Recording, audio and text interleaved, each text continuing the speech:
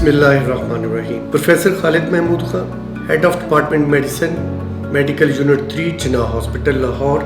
नाज़रीन, जैसा कि आप जानते हैं कि शुगर का मर्ज़ पाकिस्तान में एक एपिडेमिक की सूरत इख्तियार किए हुए है। इससे बहुत सारी कॉम्प्लिकेशन होती है, जिसमें आँख की बिनाई कम होना, दिल का अटैक होना, सिमिलरली गुर्दों का फंक्शन का इम्पेयर होना या CKD होना। इसी तरह पेरिफेरल डिजीज़, जिसकी कॉम्प्लिकेशन होती है पाँव के ज़ख्म हो जाने, और कई दफ़ा उसको कंट्रोल ना किया जाए तो उससे हमारी टांग भी जा सकती है। फार्मिवो यौम दफ़ा के मौके पर दफ़ाए कदम के नाम से एक प्रोग्राम लॉन्च करने जा रही है, जिसका असल मकसद डायबिटिक फुट और उससे रिलेटेड कॉम्प्लिकेशन की आगाही है। इसके मतलब जितने भी प्रोग्राम किए जाएंगे, मैं चाहूँगा कि आप उनको ज़रूर सुनें और उससे इस्तिफ़ादा हासिल करें।